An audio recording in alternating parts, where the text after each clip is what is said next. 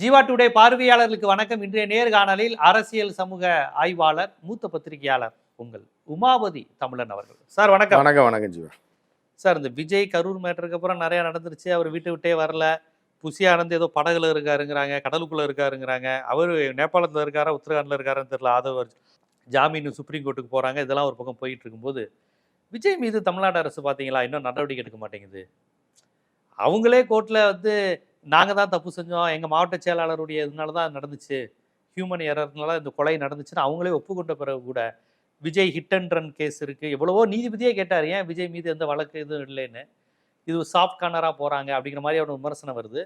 என்ன சொல்கிறாங்க, ராகுல் காந்தி விஜயோட ஒரு லிங்க்ல இருக்கிறாரு, அவரே விஜய்கிட்ட பேசியிருக்காரு, அவர் தான் விஜய் மீது எந்த நடவடிக்கை எடுக்க வேணாங்கிற மாதிரி ஒரு பார்க்குறாங்க. ஒரு விஜய் கட்சி இருக்கிறது நல்லது, ராகுல் காந்தி நம்ம பேரம் பேச பார்கெயின் பண்ண திமுகட்ட ஒரு கட்சி ஒரு சைடில் அதை காமிச்சு நம்ம பண்ணிக்கலாம் அப்படின்னு நினைப்பதாக செய்திகள், ஊகங்கள், கட்டுரைகள்ங்கிற மாதிரி தொடர்ச்சியாக வருது. அதை நீங்கள் எப்படி பார்க்குறீங்க? இது ஆகப்பெரும் டுபாக்கூர். இது டோட்டலாக மிகப்பெரிய டுபாக்கூர் வேலை. ராகுல் இவங்க நினைக்கிற மாதிரி முட்டாளெலாம் கிடையாது. இவங்க நினைக்கிற மாதிரி அரசியல் டெல்லி அரசியலும் கிடையாது. ரைட்டா? இவங்க பேசுகிற மாதிரி பேச்சும் கிடையாது. ராகுல் ஒரு கேம், அரசியல் கேம் ஆடுறாரு. ரைட்டா? அது அவருக்கு தெரியும். எப்படின்னா மேலிடத்துல தெரியும். அவர் மு க ஸ்டாலின்கிட்ட பேசிட்டு தான் முதலமைச்சர்கிட்ட அதுக்கு அடுத்த கட்டமாக தான் அவர் ஃபோனில் சொல்லிட்டு தான் பேசுகிறாரு விஜய்கிட்ட. அப்படி சொல்ல ஒரு கூட்டணியில் இருக்கும்போது அதை மீற மாட்டாங்க. உங்களோட ஃப்ரெண்டாக இருக்கும், உங்களுக்கு பரம எதிரி ஒருத்தன் உங்களை கழுவி ஊற்றுறான், உங்களை பார்த்துட்டு அவனை பார்த்தா அப்போ உங்களுக்கு எனக்கு உள்ள உறவு எப்படி இருக்கும்? அப்போ சொல்லாமல் செய்ய மாட்டாங்க. கேட்டிருப்பாங்க. பெரிய ட்ராஜடி நடந்துட்டு ஆறுதல் சொல்லியிருப்பார் கூப்பிட்டு, என்ன ஆச்சு விஜய், சரி பாருங்கள், இதெல்லாம் அரசியலில் சகஜம்தான், சரி மீண்டு வாங்க, அப்படி தான் சொல்லியிருப்பார். அப்புறம் முதலமைச்சர்கிட்டையும் கேட்டிருப்பார் என்ன ஏதுன்னு. ஸோ இதுதான் இவ்வளோ தான் நடந்தது. இதில் என்னென்னா காங்கிரஸில் பல ஆகாவளிகள் இருக்கு, ஆகப்பெரும் டோட்டல் வேஸ்ட்டு குப்பைகள் இருக்கு. இந்த குப்பைகளை தான் அப்பப்போ கொண்டு வருவாங்க, அது இது பண்ணிடும். அதுக்காக தான் புதிய தலைவரை போட்டது, ஒரு பரபரப்பாக இயங்கணுன்றதுக்காக தான் செல்வ பெருந்தையே போட்டாங்க. ஏற்கனவே ஒருத்தர் இருந்தார் தலைவராக, அந்த ரயிலை மறியல் பண்ணிட்டு அந்த ரயிலே ஏறி போனால் மிகப்பெரிய மகாத்மா காந்தியை விட பெரிய ஆள். புரியுதா? அது 3 பேரோ 4 பேரோ 4 பேர் போய் ஒரு ரயில் முன்னாடி கொடியை வச்சு நின்று, அதில் ரிப்போர்ட்டர் தான் 10 பேர் இருப்பாங்க. இவர் போனது 4 பேரோட போய் ரயிலை மறித்து கோஷம் போட்டு ஃபோட்டோ எடுக்க போன ரிப்போர்ட்டர் தான் நிறைய 10 பேர் கூட போனவங்க 3 பேர் மறியல் பண்ணி போராட்டம் பண்ணிட்டு அதே ரயில் ஏறி ஊருக்கு போனார். பார்த்தீங்களா எப்படி ஒரு தலைவர்? அந்த தலைவன்லாம் சொல்லக்கூடிய கருத்து தான் இது. திமுக ஊர் போறதுக்காக ரயில்வே ஸ்டேஷன் வந்திருக்காரு. வண்டி வந்தவொடனே சரி என்னடா பஸ்ஸை மறிக்கலான்னு பார்த்துருக்காரு. இல்லை மத்திய அரசு ட்ரெயினை மறி அப்படின்னு சொல்லிட்டு ட்ரெயினை மறிச்சிட்டு அதே ட்ரெயினில் ஏறி போயிட்டார். இப்படிப்பட்ட நபர்கள் எல்லாம் கருத்து சொல்கிறது யாருமே ஏற்றுக்க மாட்டாங்க, பேப்பர்லேயே போட்டிருக்க மாட்டாங்களே அதை, ஏன்னா யாரும் மதிக்கவே மாட்டாங்க இந்த மாதிரி. ஸோ இது ஒரு பக்கம் குரூப் இருக்குது. இதுக்கப்புறம் என்ன அப்படின்னு பார்த்தீங்கன்னா, ராகுல் அந்த அளவுக்கு, ஏன்னா பழைய ராகுல் வேறு, புது ராகுல் வேறு. பாஜக ஆட்சிக்கு வருவதற்கு முன்பு இருந்த ராகுல் வேறு, பாஜக ஆட்சிக்கு வந்ததுக்கு அப்புறம் இருக்கிற ராகுல் வேறு. புரியுதா? ராகுல் ஒரு ஜாலி மேனாக சுற்றிட்டு இருந்த காலம் அது. அந்த காலகட்டத்தில் தான் விஜய் போய் பதவி கேட்குறாங்க, மாநில தலைவர் பதவி கொடுங்கன்னு கேட்கும்போது அப்படிலாம் காங்கிரஸில் தரமாட்டாங்க. இவரை விட பெரிய அப்பா டக்கர்லாம் இருக்காங்க, மிகப்பெரிய செல்வாக்கான ஆள் ரெட்டி மகனுக்கே தரல. புரியுதா? மம்தா பானர்ஜியவே அவ்வளோ செல்வாக்கு மிகுந்த மம்தா பானர்ஜியோட கட்சியை விட்டு அனுப்பி விட்டாங்க. ஆமாம், கட்சி தலைமை கட்டுப்பாட்டை மீறினா அதோட தான் காங்கிரஸ் அங்கே காணாமே போச்சு, வெஸ்ட் பெங்கால். அதெல்லாம் அதுக்கப்புறம் தான் இங்கேயும் கை வைக்கிறாங்க. காங்கிரஸ்லேருந்து போனவர் இப்படி எல்லா காங்கிரஸில் உள்ள இன்னொரு காங்கிரஸ் பார்ட்டியை ஆரம்பித்து வளர்ந்தவர்கள் எல்லாமே காங்கிரஸ்லேருந்து வெளியில் வந்தவங்க தான். சரியா? அது எல்லாமே காங்கிரஸ் தெரியாதா? ஏன்னா இவர்களை வளர்த்து விடுவது காங்கிரஸுக்கு நல்லதில்லை, இவங்களுக்கு தான் நல்லதுன்றது காங்கிரஸுக்கு தெரியும். அவன் இங்கே இருந்தா என்ன போனா என்ன, நம்ம கட்டுப்பாட்டில் இல்லாமல் ஒருத்தன் நம்ம கூட இருந்தா என்ன, போய் தொலைஞ்சா என்ன அப்படின்றது தான் அவர்களுடைய. அவர்கள் 100 வருஷமாக அந்த கட்சி இருக்கு. ஸோ அப்போ என்ன பண்ணுறாங்கன்னா, நாங்கள் நீ சேரு, நாங்கள் டிசைட் பண்ணி ஏதோ ஒரு பதவி தருவோம், நல்ல பதவி தருவோம், அதுக்காக நீ கேட்குறதெல்லாம் தர முடியாதுன்னு அப்பயே துரத்தி விட்டாங்க. அதுக்கப்புறம் தான் ஜெயலலிதா வம்பம் வச்சு அடித்தது. புரியுதா அவங்களுக்கு? அடித்து கையை கட்டி நிற்க விட்டது முன்னாடி விஜயை. ஸோ இப்போ வீக்காக அரசியல் சூழ்நிலை இருக்கும்போது உள்ளே வர்றாப்புல. அப்படின்றத தவிர இப்போ காங்கிரஸுக்கு இப்போ எலக்ட்ரிக் போஸ்ட்லாம் பார்த்துருப்பீங்க, அது மண்ணில் போட்டு காங்கிரீட் போஸ்ட் ஊண்டி இருக்கு, அது அவ்வளோ சீக்கிரம் விழுகாது. அப்புறம் எதுக்கு ஒரு டேக் ஒன்று கட்டியிருப்பான், ஸ்டாக்னு ஒன்று கட்டியிருப்பான் தெரியுமா? எதுக்குன்னா இழுத்து பிடிக்கிறது, சப்போர்ட்டுக்கு. இந்த சப்போர்ட் இல்லைன்னா அந்த போஸ்ட் நிற்கும், ஆனால் இக்கட்டான சூழ்நிலையில் கீழே விழுந்துடும். அந்த மாதிரி ஒரு விஷயந்தான் திமுக கூட்டணி. திமுக இல்லைன்னா டெல்லியில் இன்னைக்கு உள்ள நிலைமைக்கு காங்கிரஸ் பாலிடிக்ஸ் பண்ண முடியாது. சொலையா 40 பேரை வச்சிருக்கு திமுக, புரியுதா உங்களுக்கு? இது வந்து மாநில கட்சியில் அதிகப்படியாக வச்சிருக்கு. காங்கிரஸ் இப்போ தான் தக்தி முக்தி 100 கிட்ட வந்திருக்கு, புரியுதா உங்களுக்கு? ஸோ இந்த சூழ்நிலையில் இன்னும் 10 வருஷத்துக்கு திமுகவை காங்கிரஸ் எந்த சூழல்லையும் கழட்டி விடாது, புரியுதா உங்களுக்கு? 10 வருஷத்துக்கு எந்த சூழலிலும் காங்கிரஸ் திமுகவை கழட்டி விடாது. திமுகவை நம்பி தான் காங்கிரஸ் இருக்கு. சொலையா 10 இடங்கள் எந்த மாநிலத்திலையுமே அவங்க ஜெயிக்கல. செல்வாக்கு விட்ட காங்கிரஸ் அதிகம் இருக்கக்கூடிய மாநிலங்களில் சொலையா எதிர்கட்சிகள் ஆளக்கூடிய மாநிலங்களில் 10 சீட்டு லட்டு மாதிரி தூக்கி கொடுத்த யாரு? தமிழ்நாடு தான். திமுக எப்படி விட்டு போவாங்க? விஜய்ன்ற கட்சி வந்து தற்குறி கட்சி, தற்குறி தலைவன், அரசியலும் தெரியாது, ஆம்லேட்டும் தெரியாது, அமாவாசையும் தெரியாத ஒரு ஆளோட எப்படி போவாங்க, புரியுதா அவங்களுக்கு? ஸோ இதனால் வந்து இது வந்து நடக்கிறதுக்கு சாத்தியமே கிடையாது இன்னும் 10 வருஷத்துக்கு. அதுக்கப்புறம் விஜயும் காங்கிரஸும் கூட்டணி போடலாம், அதிமுக 2-3 உடையலாம், அதில் ஒரு குரூப்பு திமுகவோட சேரலாம், எது வேணாலும் நடக்கலாம். ஆனால் இந்த 10 வருஷத்துக்கு, வரக்கூடிய 10 வருஷத்துக்கு சத்தியமாக காங்கிரஸ் திமுகவை விடாது. காங்கிரஸுக்கு தான் பின்னடைவு அப்படி பண்ணா. இவங்க வந்து அதனால தான் அழகிரியெல்லாம் பதவியை விட்டு தூக்கிட்டாங்க, யூஸ்லெஸ்ன்னு. அது காரணம் என்னன்னா, தற்போதைய நிலையும் தெரியாது, தற்போதைய அரசியலும் தெரியாது, ஃப்யூச்சர் கணக்கும் அவருக்கு தெரியாது. ஆரம்ப காலத்தில் இருந்த ஒரு வயசானவர் போட்டு அந்த ரயில மூப்பனார்ட்ட இதாக இருந்தார், மூப்பனார்ட்ட இருந்தாரோ யார்கிட்ட இருந்தாரோ, மூப்பனார் மகனே டீலால கிடக்காரு, புரியுதா? மூப்பனார்ட்ட இருந்து என்ன பண்ணுறது? அவர் தான் பாஜக ஐக்கியமாயிட்டாரு. பாஜக இப்போ புரோக்கரா மாறிட்டார். போய் ஏதாவது பாஜக இஷ்யூ வரும்போது தான் இவர் தான் போய் பார்த்துட்டு பதில் சொல்லுவார். அப்படி இருக்காப்புல மூப்பனார் மகனை. இவர் என்ன பண்ணுவார் வயசான காலத்தில்? அதனால் இது சாத்தியமே கிடையாது. ஏன் செல்வ பெருந்தியோட இவங்களுக்கு இந்த லிங்க் சரியில்லையோ? யாருக்கு? கேஎஸ் அழகிரி. இவங்க கேஎஸ் அழகிரி ஒரு பாவப்பட்ட ஜீவனுங்க, ரொம்ப வயசாகிடுச்சு, ரொம்ப நாளாக காங்கிரஸில் இருந்ததுக்காக கொடுத்த ஒரு பதவி, புரியுதா?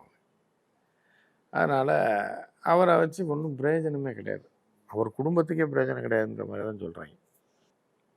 ஸ்கூலை வச்சு ஏகப்பட்ட கடனை வாங்கி வச்சுருக்காங்க. ஸோ அந்த மாதிரி ஒரு நபர், பாவம், அவர் தற்கால அரசியல் தெரியாதவர். இல்லை, அவங்க என்ன சொல்கிறாங்க, விஜய் பாருங்க காங்கிரஸை விமர்சிக்கவே மாட்டேங்கிறாரு, திமுகவை ஆளுங்கட்சியை தானங்க விமர்சிப்பாங்க, காங்கிரஸை போய் எதுக்கு போய் என்ன இது லூசா கேட்குறவன் கேனையனாத்தான் ஒரு லாஜிக் வேணாமா? காங்கிரஸ் போய் எதுக்கே ஆட்சியில் இருக்கவனை எதிர்த்து தான் கட்சி நடத்துவாங்க, எதிர்கட்சிக்காரனை எதிர்த்தா கட்சி நடத்துவாங்க அப்படின்ற மாதிரி தான் இருக்கு. என்ன பண்ணுறோம்?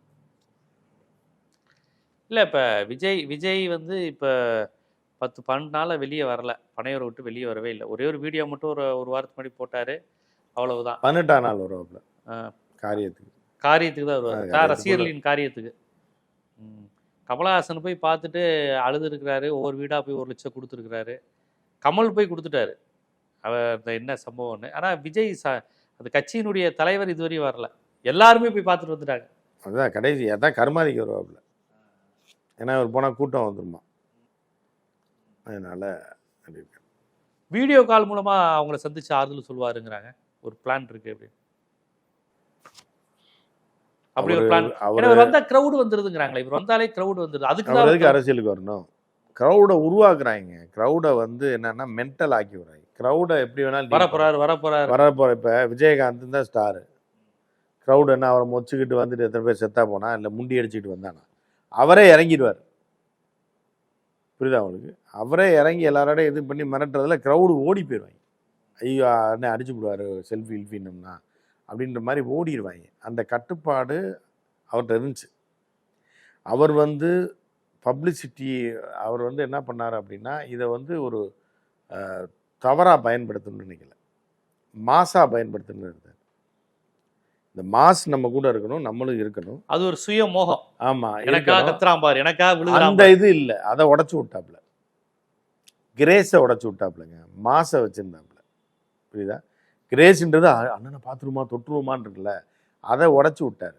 வாடா வாடா வாடா வாடா வாடா வாடா, எந்த ஒரு ராணி, ஆமா வாடா அப்படிங்கும்போது அவன் பயப்படுவான் கிட்ட வர வைக்க. சரி அண்ணன் போனால் அடிப்பாரு, இல்லை ஏதாவது சொல்லுவார், இப்படிலாம் ஏறி குச்சிலாம் போகக்கூடாது, கம்பியில் ஏறினா சத்தம் போடுவார் அப்படின்ற ஒரு பயத்தை ஏற்படுத்தி விட்டு அந்த மாசம் தக்க வச்சிருந்தாரு. கிரேஸை வச்சு சம்பாதிக்கணும்னு நினைக்கல. இந்த தற்கொலை வந்து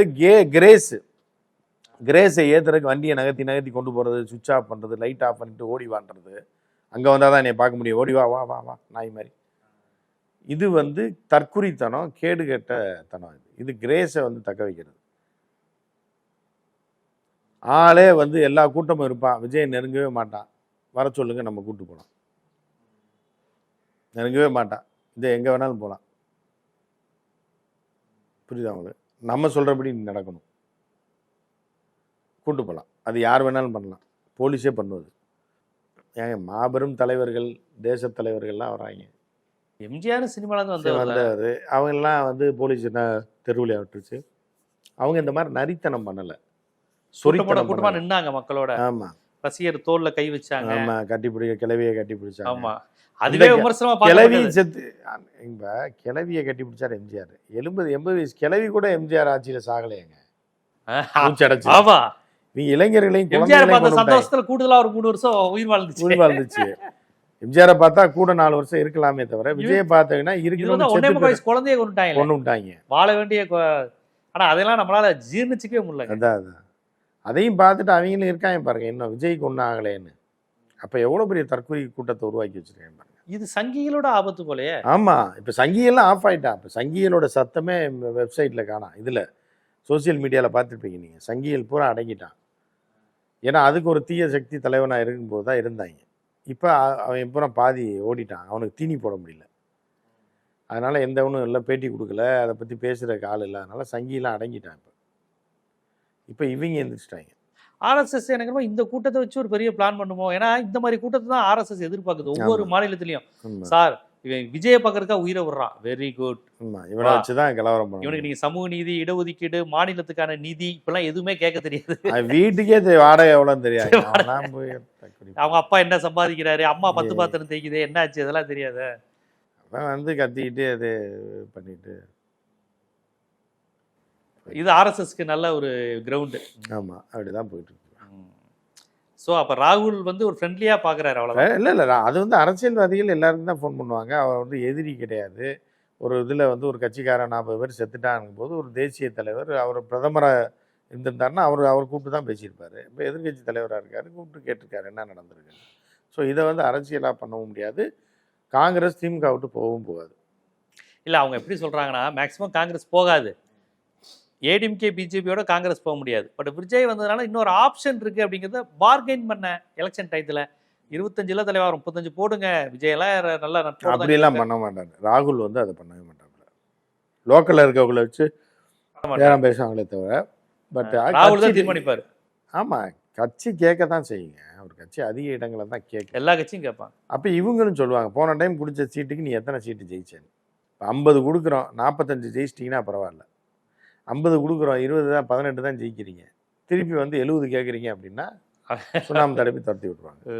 அப்படிதான் 63 கொடுத்து 5 சீட்டு ஜெயிச்சாங்களே காங்கிரஸ் 2011. அதான் 63 சீட்டு கொடுத்து அப்புறம் எப்படி திருப்பி தருவாங்க? கலைஞர் கேட்கிறாரு, இது நீ நானும் ஜெயிக்க மாட்டேன், நீ ஜெயிக்காம பண்றதுதான் வேலை பாக்குறேன்னு வாங்கி கடைசியில் 63க்கு 5. திமுக நின்று இருந்ததுன்னா இன்னொரு 10 சீட்டு கூட கண்டிப்பா ஜெயிச்சிருக்கோம், உதயசூரன் நின்றுதா. அந்த மாதிரியான சூழலை இவர் விரும்ப மாட்டார், இவ்வளவுதான்றார். அப்ப இந்த வலதுசாரிகளும் இப்படி ஒரு பிம்பத்தை உண்டு பண்றாங்க. ராகுலும் விஜய் சேர போறாங்களா, ராகுல் அப்படியே கம்யூனிஸ்டும் சேர போறான், கம்யூனிஸ்டும் பிஜேபியும் சேர போகுது, திரும்பவும் விஜய் சேர்ந்துருவாங்க ஆதரவு முதல்ல பண்ணி விட்டான், அது நடக்கல. அதுக்கு அடுத்து இப்ப காங்கிரஸும் விஜய் சேர்ந்துருவாங்க. காங்கிரஸ் பிஜேபியில சேரப்போகுதுன்னு கூட சொல்லுவாங்க, எலெக்ஷன் டயத்தில் சேர்ந்துரும், எதுவும் நடக்கலாம் அப்படின்வாங்க. அதுக்கு ஒரு கும்பல் இருக்கு. ஸோ இந்த மாதிரி தான். இப்போ விஜய் எப்படி பாஜக கூட்டணி வச்சிருவாரா, மிரட்டி கூட்டணி வச்சு விட்டுருவாங்களா? அதுக்கு தான் ட்ரை. இல்லை மிரட்டி கூட இல்லை, இப்போ போய் ஆதவ அர்ஜுனா போனதுக்கு ஆதவ அர்ஜுனாலாம் ஒரு மனுஷனாவே அவங்க மதிக்கல, பார்க்க மாட்டேன்ட்டாங்க. எதுக்கு யார் அந்த பையன் என்னன்னு இருக்காங்க. இல்லை விஜய் அங்கேருந்து அறிக்கை கொடுக்க சொல்லு, என்டிஏல நான் சேர்ந்துட்டேன்னு சொல்லி, அப்புறம் பேசுவோம் மித்ததெல்லாம். இல்லைன்னா சொல்லி துரத்தி விடு, ரோட்டுக்குள்ளே விடலையா. அவர் நேபாள் தப்பித்தவரி நேபாளம் போயிட்டாராமே, அவர் டேராடூன் உத்தரகாண்ட் சொன்னதே நம்ம தானே. அப்புறம் நீங்க ஏன்டே கேள்வி, அங்கிருந்தா தப்ப முடியும். இந்து நாட்டுக்குள்ள போயிட்டாரு, போய் அங்கிருந்து அப்படியே வேற என்ன லுக் அவுட் நோட்டீஸ்லாம் கொடுக்கல. டெல்லியிலேருந்தே போகலாம், தமிழ்நாடு அரசு அவ்வளோ டைட் பண்ணலாம் கிடையாது. லுக் அவுட் நோட்டீஸ்லாம் கொடுக்கல. கொடுத்தா தான் ஏர்போர்ட்டை விட்டு போக முடியாது.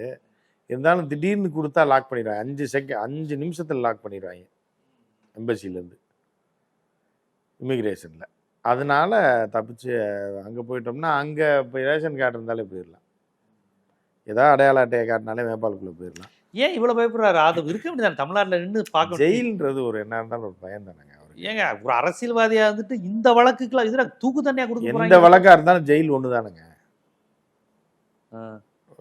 அரசியல்வாதிகள் கடந்த காலத்துல திமுக, அதிமுக, மதிமுக சிறை நிரப்பும் போராட்டம், சிறை நிரப்புறதுக்கா நாங்க வந்திருக்கோம். சம்பாதிக்கிறதுக்கு அவனே தாலி அறுக்கிறதுக்கு வந்திருக்கோம். அவர்லாம் கொண்டுட்டோம். அவர் ராமதாஸ் வழக்கை போடுன்னு இருக்காரு. வைகோ நான் என்னை கைது செய்யுங்கள் என் தொண்டருக்கு முன்னாடி. இப்பெல்லாம் ஜெயிலுக்காகவே பிறந்த சிறை பறவை. அங்க போய் ஃபுட்பால் விளையாண்டுட்டு இருப்பாரு, வாலிபால் விளையாடுவாரு. கலைஞர் ஜெயிலுக்குள்ளேயே கடந்து புத்தகம் எழுதிட்டு இருப்பாரு. இவங்களும் அந்த இதெல்லாம் தெரியாது, ஓடிடுவாங்கண்ணே. அதுவும் தான் கட்சிக்காரனை மாட்டி வீட்டுல ஓடுறாங்க. இந்த அவன் தான் வார்னர். ஆமா, ஒழுங்கா நடத்தாம இருந்தது அவன் தான். மாட்டி விட்டுருங்க. மாவட்ட செயலாளர் மாநில செயலாளர் மாட்டி விடுவான், மாநில செயலாளர் தலைவன் மாட்டி விடுவான். இவங்களா விரட்டி விளாண்டுக்கிட்டு கடைசி டெல்லி ஓடுவாங்க, அங்க ஓடி நேபாள் ஓடி தப்பிச்சிருவாங்க. இப்படிதான் அவங்க டுபாக்கு வருங்க. ஸோ இப்போ பாஜக கூட்டணிக்கு விஜய் வருவதற்கான வாய்ப்பு அதிகம். அதுக்கான மிரட்டலுக்கு தான் அதை பயன்படுத்திக்கிட்டு இருக்கிறாங்க.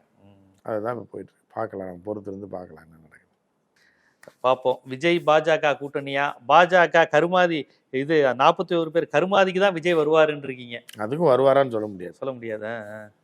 வந்தா சந்தோஷம், வரல வீடியோ கால்லேயே கருமாதி இதெல்லாம் இப்ப எல்லாம் பண்றாங்க. தாலி கட்டுறாங்க இல்லையா அமெரிக்கால எல்லாம். இங்க இருந்து வீடியோ காலில் ஐயரை வச்சு அங்க மாப்பிள்ளை இருப்பான், இங்க பொண்ணு இருப்பான், அவங்களே தாலியை கட்டிடுறாங்கல்ல, காட்டி வீடியோ காலில் காட்டுவாங்க. அப்படி கூட நடக்குங்க. விஜய் கட்சி அதையும் இவங்க பெருமையா சொல்லுவாங்க. வீடியோ காலில் 41 பண்ணாரு, ஒரே நேரத்தில் பண்ணாரு அப்படின்னு. ஒரே நேரத்தில் 41 பேருக்கும் கருமாதி 18ஆம் நாள் தான் பண்ணுவாங்களா? அது 8ஆம் நாள் பண்ணுவாங்க. இப்பெல்லாம் 3ஆம் நாளே பண்றாங்க. ஏன்னா அவன் ஊருக்கு போகணும், வேலை இருக்கு. இப்போ இதெல்லாம் 18ஆம் கிராமம் தானே. விஜய் வீட்டுக்கு விட்டு வெளியே வரல, எந்த நாளில் வருதோ அந்த நாளில் பண்ணுவாங்க. கண்டிப்பாக பார்ப்போம் விஜய் அரசியல் அடுத்து எப்படி போகும். சங்கிகள் தமிழ்நாட்டில் இந்த கூட்டத்தை வச்சு என்ன மாதிரியான திட்டமிடுறாங்க போன்ற பல்வேறு விஷயங்களை ரொம்ப விரிவாக சொல்லியிருக்கீங்க. மிக்க நன்றி. நன்றி, வணக்கம்.